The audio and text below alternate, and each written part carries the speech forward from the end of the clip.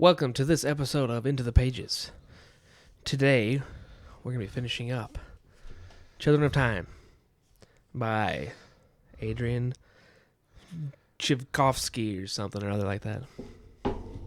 Get ready for a not very exciting. Get ready for it. Yes, indeed. Before we get started, I wanted to show off something I got in the mail a little while back now. Oh, nice. Even though it's a silly little kid's book, I couldn't resist. It's got to be part of the brand. Yeah, exactly. I pre-ordered the signed one too, so. Where did you sign it? Somewhere in there. Oh, the artiste signed it as well. I forgot. Yes. Kazu, whatever. Kibushi. Oh, that's right. They signed their names. I thought it was a kind of funny book. Did this come? Where did you order this from? Did it come directly from Dragonsteel? Yeah, directly from Dragonsteel. Why is it all bent? I don't know. That's just like, it doesn't sit well, I guess. I've had it sitting like this, just on the spine. So I mean, I don't know why it's bent, but now it makes me crazy. I'll just set that there for now. Can't see it on either of the cameras. So, So this book. I think we've got a little bit. Yeah, we got this book. We got some kind of disappointing news. I don't know if people will disappoint it, but ultimately, I don't like it. Mm-hmm. According to the cover, it won some awards. But what started off as like I thought was a good idea was like way too overdone, which was just hundreds of years and hundreds of years just being skipped between page turns with like just really not much going on. Like, I don't know. It just seems like a whole book of just setup. Yeah, like, it just felt like it was building up something and then just nothing really happened. And then it almost feels like it goes from setup to conclusion. Just like back and forth, back and forth, back and forth. There's no like, you don't really get to a climax. It's just, it's like, oh, there's this problem, but now it's solved. Oh, now there's this problem. Now it's solved. Oh, now there's this problem. Now it's solved. Yeah. It lost me. Yeah. Couldn't even finish it. I just lost all interest and didn't even care that I didn't finish it. So. Yeah, so the disappointing news for anyone who might be interested in the series is we're not going to finish the series. No. It seemed to have some promise to it, but I mean, it was interesting enough, but just wasn't quite there. Didn't grab me. I think we agreed that it's not like a bad book, but we kind of just decided that this book's not really for us. Yeah. We just didn't like it too much. The end. No. Thanks for joining us. Yeah, one big thing for me, a gripe that I have is like they, on the blurb back here, they just kind of make it sound like, oh, the humans can't live on Earth anymore, and then they find this new planet, but there's something else living there, and they gotta fight for their survival, and then like they spend the entirety of this book in space. They don't like ever go to the planet until the last few chapters, and then even on top of that, the last few chapters are just about it's kind of it's the same thing. Like the humans come back to this planet, they say screw Kern, we're gonna destroy her satellite and we're gonna land on this planet, and I think they even had plans to like kill all the spiders. So they get through part of that plan and they destroy Kern's satellite, but then the spiders are ready for them, and they somehow got the really like caveman-y space program where they literally have like a blimp made out of web that they filled with some sort of gas, and it didn't go into space, but it got them high enough in the atmosphere that the spiders attacked the ship themselves, like with hand-to-hand combat type of stuff, and they didn't like shoot like rockets or lasers at the ship. They just went over there and started breaking down the thing, and they like totally whoop on the humans, which is kind of dumb if you ask me. That's stupid, because how did that, so the ship was in the atmosphere? Yeah, the ship was like in space. Actually, I don't remember how close they were, but it was still in space. It wasn't quite in the atmosphere yet, what I remember. So the spiders can breathe? They don't have to breathe? They did have suits. They did develop their own like space suits, but it was still kind of like dumb. They had like a perfect understanding of the ship, and they just slowly took it apart, and were just destroying everything. Like I think it's actually been like a few weeks since I finished this book now, so I'm fuzzy on the details. But I'm pretty sure they kill like the majority of the humans on that. Like there's like a handful, like 10 maybe or something like that, people who make it to the planet, and then those people and the spiders learn to coexist, and like then the book ends with like, I want to say his name is Mason. Mason has a daughter with that one lady, and the engineer lady. Yeah, the engineer lady, and like the book ends with like, even though they had this big war and spiders had been killed and humans had been killed, now they're like, it for one chapter they're fighting, and then the rest is like, oh, now we coexist, and we're sending an expedition with humans and spiders out That's what into I'm talking space. about. So like, even though I didn't read it, I already know it goes something along the lines of the chapter ends, and it's like 50 years later. Now we're going on this expedition. It's like that's the whole book. It's like, Yeah, there's this war. Oh, 1,000 years later. Oh, 500 years later. Oh, 200 years later. yeah, It's like, and that's exactly what it happened. just made for a really choppy story. It really did.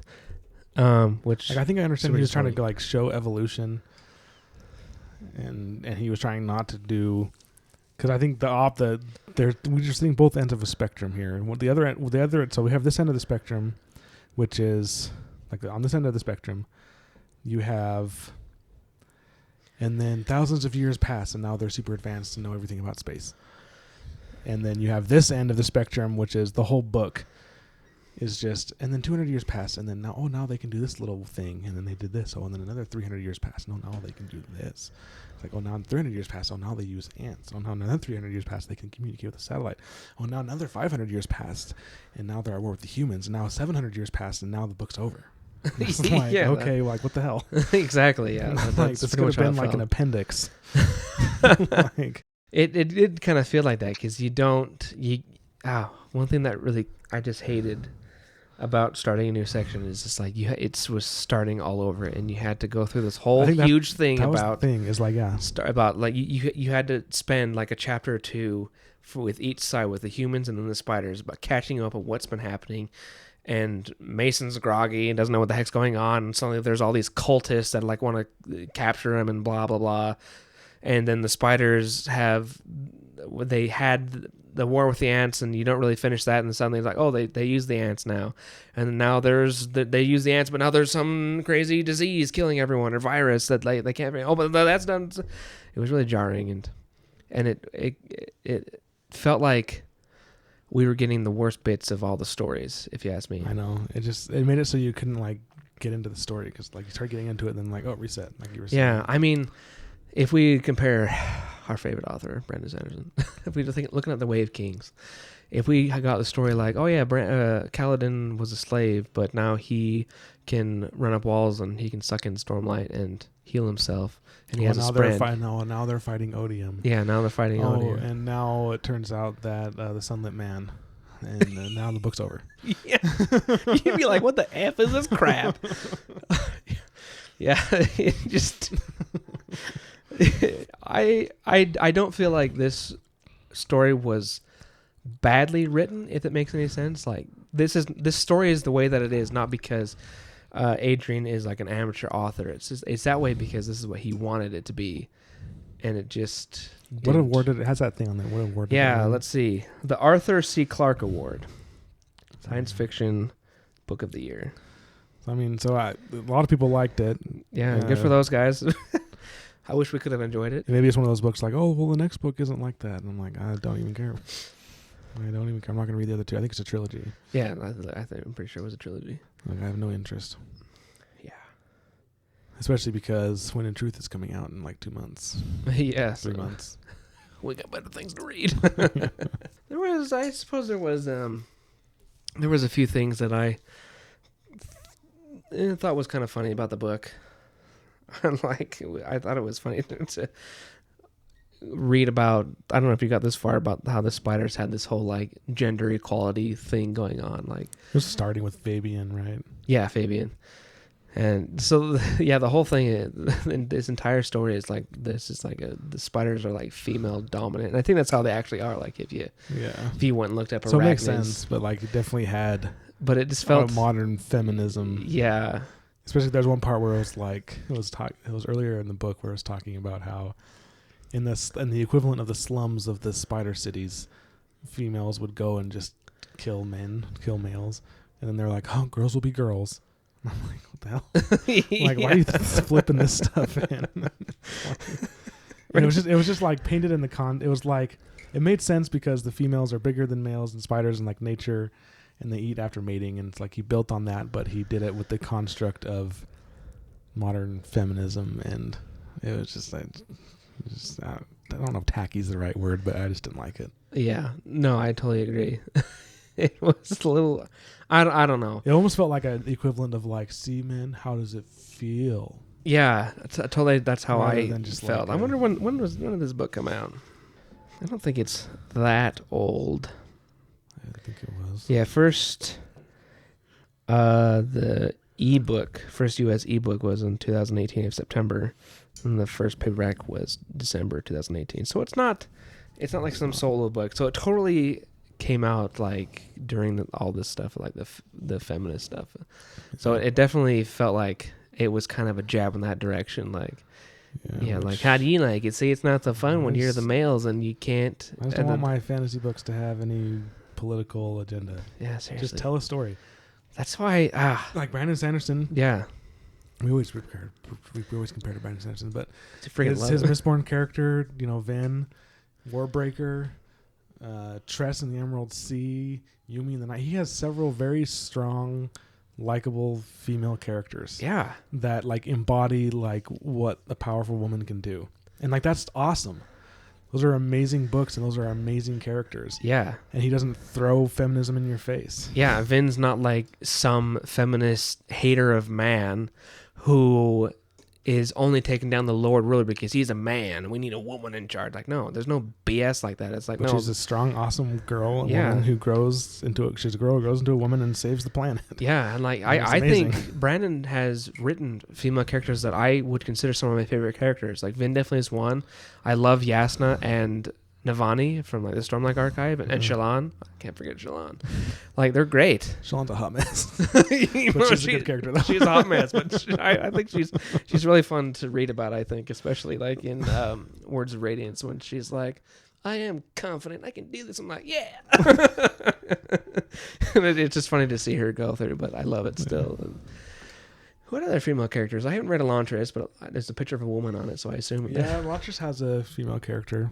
I don't remember her name, but okay. But it's a princess that's supposed to come marry a prince, and then turns out he's not there, and like it's her journey through the political stuff of everything and doing stuff. But yeah, another total example where she's like totally, disregarded and people try to shove her aside, but she comes through. So I mean, like the message still gets through. Like, yeah, you can be a strong, confident, powerful woman, and you don't have to use these stupid political talking points. Yeah, I think we better mention Warbreaker. That one's a really good one. Just like two. Yeah, the whole thing's about just. It's only from their two perspectives. Well, no, there's one more. Is there? That guy. He's one of the returned. Oh, the returned. Yeah, the god. Are the god? Is there the gods? I think they are. And then there's the god king. What the heck is his name? I don't remember his name. But he's the one that like sacrificed. He gives his breath to the emperor, the god king, right before he gets executed. Yeah, I remember that one. Anyway, that's right. So there's several good examples of what a strong female character is. And Tress is a good one too. We could go on. I feel like. Yeah. Then we can even go into Yumi. I'm looking at all my collection over there. There's Spensa. I think. So, I mean, like, and those are all great stories. Yeah. So we're not sexist by saying that this is a stupid feminist yes, book. That's like, it's not even a feminist book. It just has like points in it that are obviously meant to be like, see boys, how to feel. Yeah, and the whole thing that's like just so stupid about feminism. Now that we're getting onto it, is like, it's not about empowering women. It's about like they want to make the men the slaves or whatever and put the men down. They don't actually want equality. They just want to fight and argue. And anyway, on to better things. With Wind and Truth coming out December 5th, we both decided to start rereading Stormlight Archives. Mm-hmm. We've already made our way through Way of Kings, working through Words of Radiance. So I actually just finished that Stancer today. I'm working. Jeez. I've finished Wave Kings and Word of Radiance and Edge Dancer, and now I'm moving on to Oathbringer. Oh, you did this whole calculation with all the pages that you had to read before. Yeah, I don't remember the exact, but there's like over 4,000 pages. Did you include Edge Dancer and covers. Dawn Shard in your calculation? I did not when I did mine. I mean, it's only like 300 pages. Still. Like Edge Dancer's like 200 something, and Dawn Shard's like 170, so okay, it's not that big of a difference either way. But anyway, I calculated that, and we need to read about 57 pages a day to finish the week of the release of Wind of Truth. Do you have it like the week of, or like the day before of, or something? Kind of like just the week of, probably, depending on how fast you read. It might be like reading it at Dragonsteel, the last few chapters. I've been seeing a lot over everywhere. It seems like everyone's doing it. There's like the people who are in our boat who have already read the Stormlight who are rereading it now. And then there's a whole bunch of like new Sanderson fans who were like are reading through it. And it's really fun to see the reactions because of like this book. This series is a masterpiece. Like I love seeing how much they love it. Like, I was like, you should have got on the boat sooner. It is really good, and it's nice because this is my 5th read through of the series, which is kind of funny how this works because it's my 5th time reading Way of Kings, my 4th time reading Words of Radiance, my 3rd time reading Oathbringer, my 2nd time reading Rhythm of War, and then my 1st time. It's kind of funny how that works. Yeah. So like I've read Brave King so many times, but like the other books kind of like. Maybe you should read it in reverse to even it out. I know, or something. But I don't know. It's fun reading through books like this that are just so large, and when you have the whole picture in mind, and you have like how things end, like when you're trying Wave Kings, and like Kaladin's perspective starts in the slave caravan, and then you just know like where he goes, and you just remember that awesome scene. And spoiler alert. You just remember that odds, like when he's in that slave. I just remember thinking this, reading Rave Kings and Kaladin's in the slave carriage with an annoying spren bugging him, and I just thought of that super awesome climatic scene where he's fighting through Urithiru and he has his armor and he's like flying through the air and he's like commanding his armor to go save people from being hit. And just like see that and just like see where he started and just like go through that journey again. It's just like so awesome. Yeah. And like same thing with like Dalinar and just like, because remember like and then Wave King, see, I can't remember his wife, and then just to know the pain that's coming when he starts to remember what he did. Yeah. And then like, and everyone like Shallan, like knowing how she's still struggling even in Rhythm of War, like she's still having a hard time speaking her final oath, and it's like knowing that Yas is not dead when she gets stabbed right in the face. Well, on the face, but like the chest, but still, she got stabbed good, and then you're like, "When she's still alive?" And then just like I don't know, just like the whole thing, just reliving the journey is just really awesome. Yeah. And then also just catching little things here and there, especially things that Hoyd says. Yeah. Or Wit as he goes by in this. That's what I love. Book, but yeah, there's the one thing that's I think is so fun about Brandon's when it comes to the Cosmere is you can start reading one of his series. It doesn't matter where you start. It doesn't matter if you start with Mistborn, if you start with Elantris, the Stormlight Archives, or you start in Warbreaker. You can read one of those books and then go read the next another series, and then you can go back to wherever you started, and then you'll pick up like, oh, this was a reference to that, and this is that, and you can like start to put together all of the strings going everywhere. It's really cool. It's a lot of fun. Like how realizing, like just seeing all the Warbreaker references, even in starting in like Words of Radiance. You're just like, oh, even before Nightshade. What the heck is that sword's name? I thought it was Nightblood. Is it Nightblood? Even before Nightblood even comes in, just seeing all the references. Like, I'm pretty sure Niall is Vasher, but who is Niall? Maybe you haven't met. Where are you on Words of Radiance? Oh, Words of Radiance. Have they started training with the Shard Blades yet? Who? Remember they Bridgman go to the training grounds and start learning how to. Oh, you're talking about the sword master. The sword master. Yeah. Yes, yeah. Niall. I'm pretty sure he's Vasher. Because when there's one point where Kaladin's kind of coming up on him and he's playing a game that the returned play in Warbreaker, where they're throwing the rocks, and then there's one point where it's like where it's Niall's perspective, and he says that he senses someone coming, and that's Spren that's with him, because when you have breaths, you can like sense souls in their presence. Oh yeah. And so Yeah. See, I'm still. This is this read through the Stormlight Archive marks my first series of rereading. I've only read Brandon's books once, and there's some I still haven't got to. So I still need to go through and like make all the connections. Yeah. And then also like another big connection that's finally snapping together for me this read through is the Ghost Bloods. Because I could be wrong. I need to reread Secret History, but I'm pretty sure the Ghost Bloods were founded by Kelsier. I thought so too. So I'm like, okay, so they're on Roshar. But then when you read Lost Metal, there's like a little quip where Marasi gets into the Ghost Blood headquarters, and they're like talking about different planets, and they specifically mention Roshar. They're like, oh, we can't go to Roshar because it's pretty volatile there. But then they mention there's a guy there in a mask that's from the south, the Malwish people that wear the masks.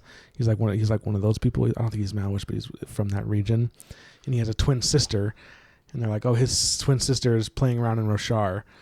And then when you read Words of Radiance, Shallan interacts with that woman in a mask. And she mentions how she's teaching Mraize.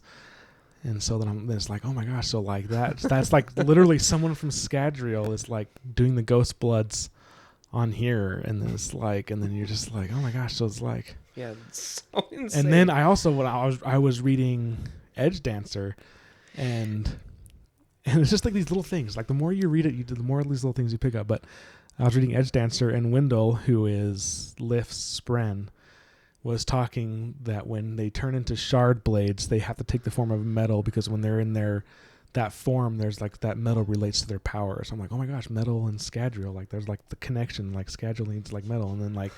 Another connection I found, I don't remember if it was in Words of Radiance or Way of Kings or one of those two, but they mentioned that aluminum can only be soul cast. And they're like, no one knows why. And I'm like, aluminum freaking is everywhere because aluminum blocks elementic powers. And I'm like, and aluminum can only be soul cast. And so it's like, oh man, there's little just offhand things that you just catch that you're like, holy shit. Yeah, totally.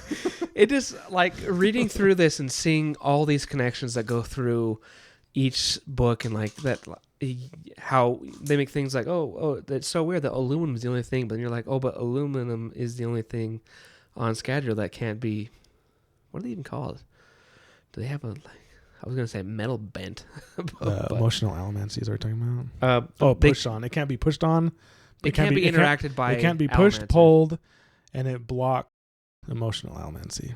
So pretty much just like yeah. So what that makes me think is like, is Brandon gearing us up? He's preparing us, like saying like, there's gonna be some heads butting, and we already know Roshar is going to have to learn how to defend themselves against Scadrians, and they're going to find out that aluminum is the one thing that they can soul cast. Yes, I think it answers our question too, because I'm pretty sure, just based on Wendell's comment, that shard blades and shard plate are going to be immune from elementic pushing and pulling. And you know what is going to be like such a badass moment is when like, and maybe there'll be an Allomancer we don't like, who is a protagonist or something, who faces off against a shard bearer or a radiant.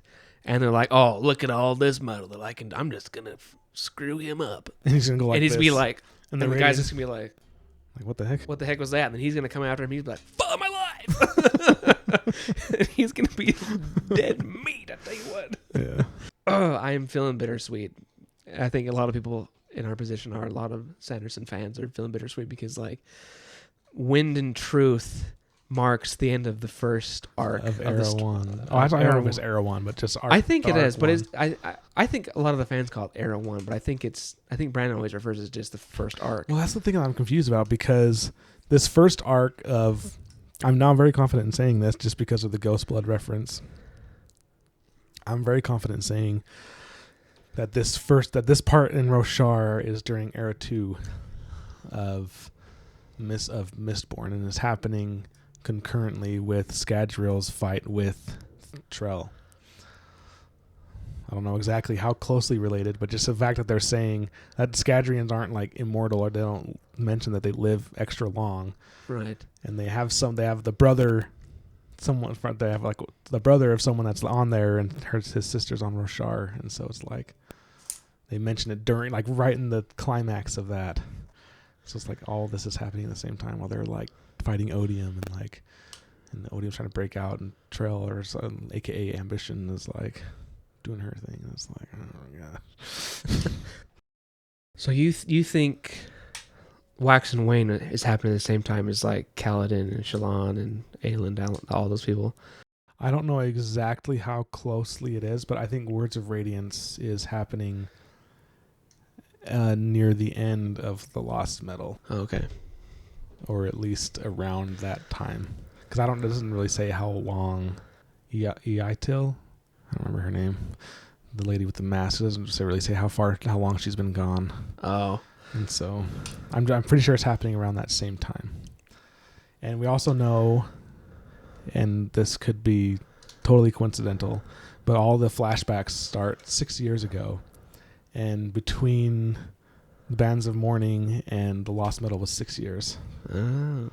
So like all of the background we're getting of these characters happens like in between the Bands of Mourning and Lost Metal. That's my theory. And then Lost Metal kind of starts around Wave King's Word of Radiance, somewhere in there. Okay. Oh man, we got so many good things.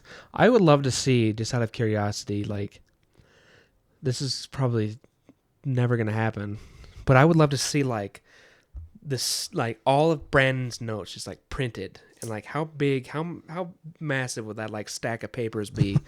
Because he's got to have so many notes on how to link all of these. And it still makes me, all this is still making me wonder how the heck old is Sigzil in Sunlit Man, because there's like legitimate space travel. They're not just traveling through Shadesmar anymore. It seems there's like actual spaceships. Yeah. And I'm like, they're not even anywhere close to that in freaking where we're at. Yeah, no. And so now we've established that Sigzil is alive during the Lost Metal. Mm-hmm. So the Scadrians can't travel, space travel. Yeah. Maybe it has something to do with the Dawn Shard, that he's got extra long life. Maybe. So. That must be it. But then he still refers to like Kaladin, like he's alive. Like he's like, I should really want to go back and visit the people I know. So it almost still like hints that they're alive. And I'm like, what's going on? Yeah. I also never knew this. Like, I didn't catch this on my first read through, but it mentions in the Way of Kings that Sigzil was the apprentice of Hoid. Yeah. And I didn't even think about that. And he even in the Way of Kings, he's still like, oh, Hoid, enjoy your face. Yeah. Like he hates him. But I caught that too, but I still can't tell if Hoid just trained him as a Rosharan world singer, or if he was a world jumper. He is now. He is now, and then he talks to Hoid too when he's on whatever the hell that planet's called. I forget in Sunlit Man what it's called. I forgot what it was too. It's funny. I think we all need notes just to keep track of all the connections. Seriously, man, we need how detectives have like that big old board with like the pictures and like the strings attaching stuff. Seriously, totally need something like that. We need to establish time frames, like when is Tress happening, because freaking what's his name, Twin Soul and Lost Metal is saying he can't go back to his planet because it's crazy there, and I'm like, well, when's that happening? Like, even in this last read through, Twin Soul even mentions, he's like, my kind aren't really well regarded or accepted on my planet. And so I'm like, that could be anything. Yeah. I wonder what it's like for the people, for like Brandon's employees. I wonder where they are on like the scale of Sanderson fans. Like they're like, oh yeah, I read his books, I like him. But like, there's people out there who are like way crazier than we are, or if they're like all like diehard fans, are like, do they like? I would be very surprised if they weren't at least. Yeah. I would say the least committed person is probably like our level of like fanship. Okay. I'm pretty sure they're all like crazy, because I'm sure, like, I'm just going off my company experience. Like there's some people in my company that are like way into the company. They're like hook, line, and sinker. That's like their life is this company. Oh, okay. So I'm sure there's people like that, just because they're so small. You know, I don't even know how many employees he has, but it's not many. No, not that many.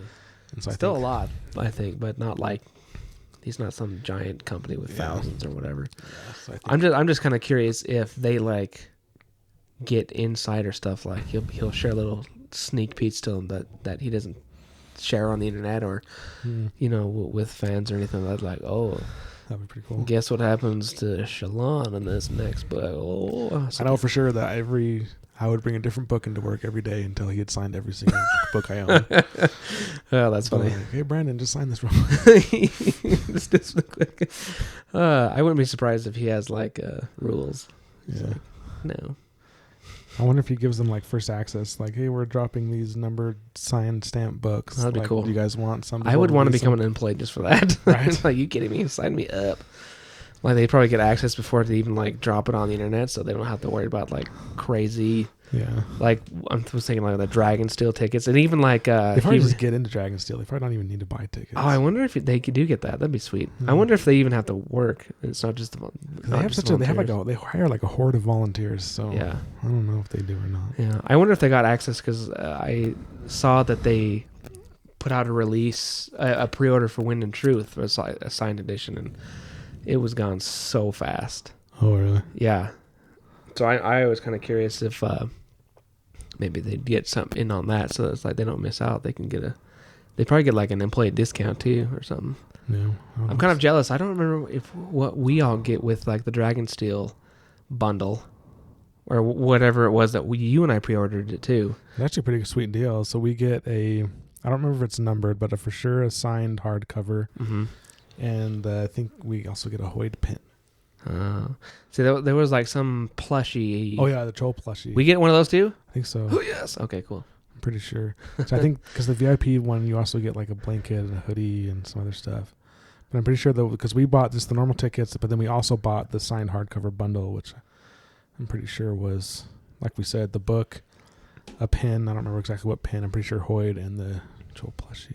Man, I'm so excited to see how this Dragonsteel goes. I thought the Dragonsteel for the last Skyward book coming out for Defiant, I thought it was a blast. That was so fun, and like the activities they had for the book, I hadn't read it at that time, but the activities they had for the book, I was remember like, how they like you had to find the pin for the ships? Yes. They're probably gonna have like choose your order. Dude, like you're gonna have to go around and figure out how to say the O's or something. Like, yeah, I'm pretty sure because it's always finding stuff. Like the Lost Metal one was you had to find Wayne's hats, and Defiant you had to find the Delvert eyes. So in this one, you probably have to find Void Spren. Yeah, I'm super excited for that, and I cannot wait. We didn't get to go to the release party for this one for last year, but this year we're definitely going. Yeah, I want to see how that is. Like, do people just like can't wait and everyone just kind of goes in quarters and starts reading, or they just like stand in line and reading the book and everything? I think that's probably definitely what I'm going to do, especially if you consider. Actually, I don't even know how it works because we can't pick up the books until we're there. So it's just like it's gonna be like a 5-hour line to get the book, and then is that after the release event, before the release party? I don't even know. Is it like the day after? Because I'm pretty sure it's the 5th, which is the first day of the thing. But I just don't know the timeline of like when we when we actually get the book. It's going to be like Christmas freaking day. I'm going to bring one of those stools that we have to sit down so my feet don't freaking hurt as much as last year. Oh yeah. Remember that first day I was dying. Yeah, seriously. But that's just because I remember when we went and had lunch, and I was like, oh. We just were sitting on those crummy stairs. I know. I think we were also so excited too. I think this time we know we have to take like after every hour or two just to kind of take a break. Yeah, maybe that's what we should do instead of just standing all day. Yeah, that's probably a good idea. Do more panels because I think we spend most of the time just kind of looking around at vendors. It's gonna be a blast. I got myself all excited. I try not to think about it because then I go to bed. I'm like, 2 more months. Yeah, I'm super stoked. I'm looking forward to it. Like I've been like so motivated to just read and have everything fresh in my mind for when it comes out. So I'm so excited for that. It's going to be a blast. Yeah. Well, we hope you enjoyed our little go through of Children of Time. A little Brandon Sanderson rant, which seems to happen all the time. Whenever we have a book we kind of didn't like or just didn't really do, we got to start talking about our other favorite authors. We got to start. Maybe we should do Jim Butcher or something. Yeah, honestly. Just talk about him next time. Well, this isn't the end of our Stormlight / Cosmere and Brandon Sanderson talk. As we mentioned, we're going through the Stormlight Archive, so we're going to sit down for a bit and go through our thoughts and feelings of Way of Kings. So be sure to stay tuned, hit the subscribe button, all that jazz, whatever you want to do to keep track. We hope you see you next time, because we're going to go crazy. It's going to be a good one. Yeah. Goodbye. Catch y'all later.